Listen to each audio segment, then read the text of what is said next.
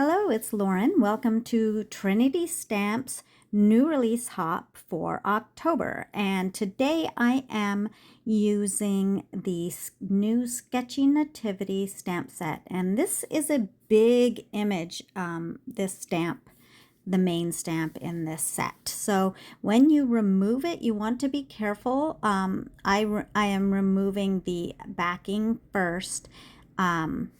Off of the stamp as opposed to pulling the stamp off, because sometimes that can stretch the photopolymer and the image can get distorted. So you want to be careful when you're removing it off of the sheet.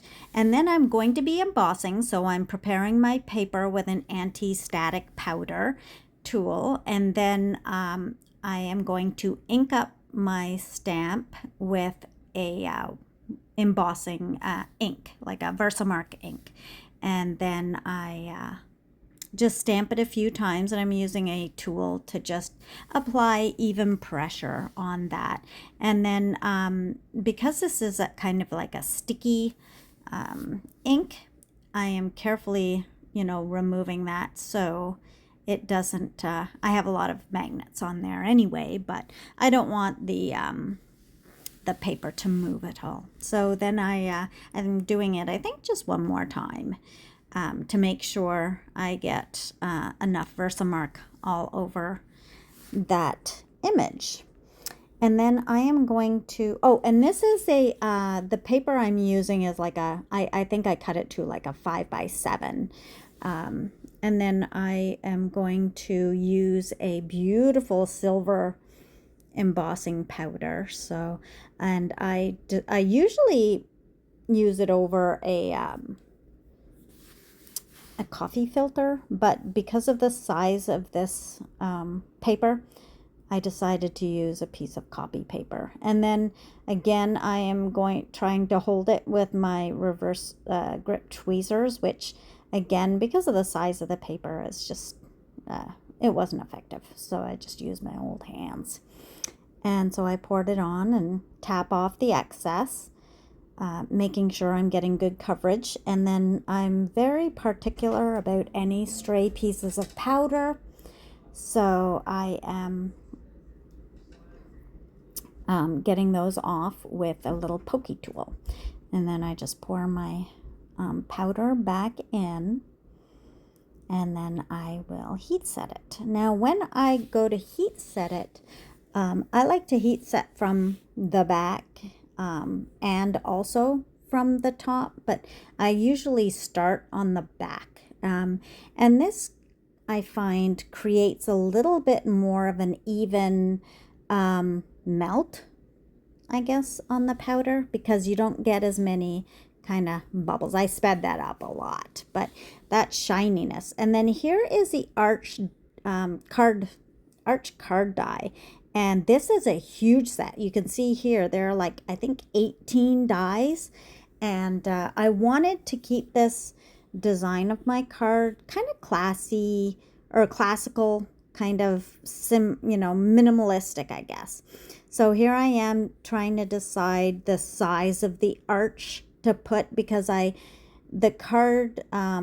arch card, I want to have an opening, so this is going to show through the opening. And the first size I tried was a little too small. I thought it cramped my image too much.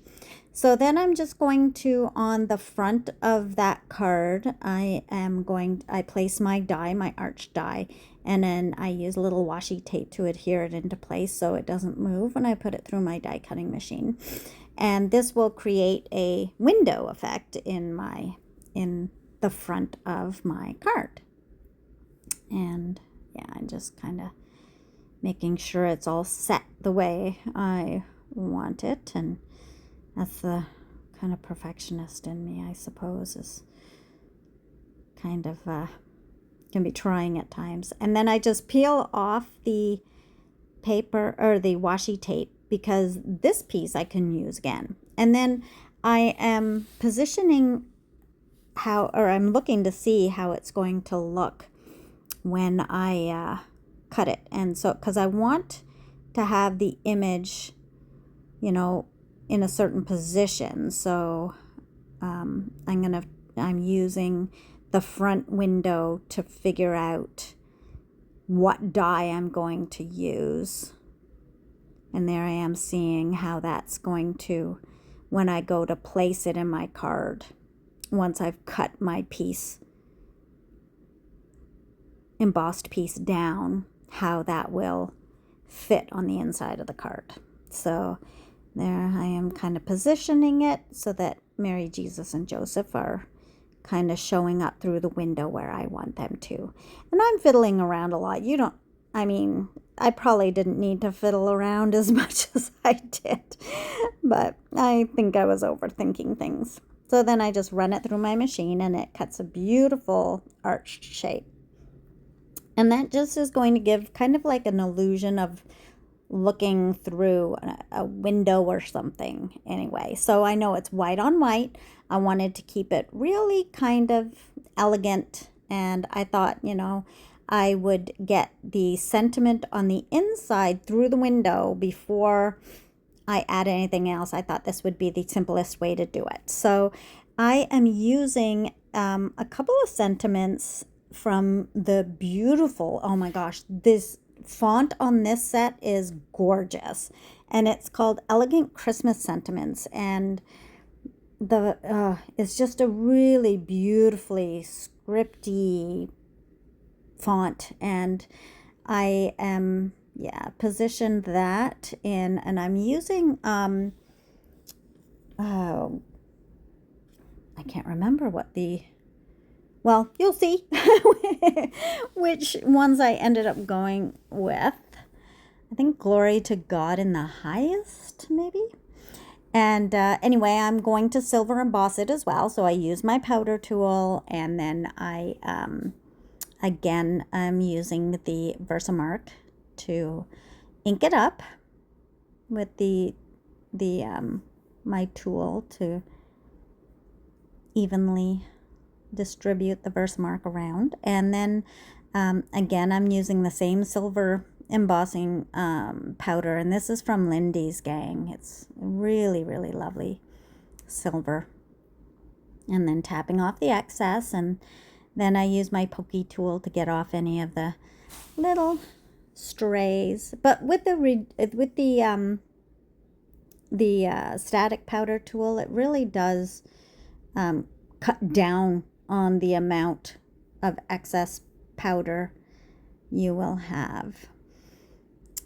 Because what happens is the powders stick to the oils. Like if you're touching your card or you're touching your paper, your fingers will leave oils on the paper, and then that gives the powder something to stick to. So that anti-static tool just kind of helps eliminate those oils to help make it so they don't stick to it as much. And then here I am using some liquid glue, and you can use whatever adhesive that you would like. And I am going to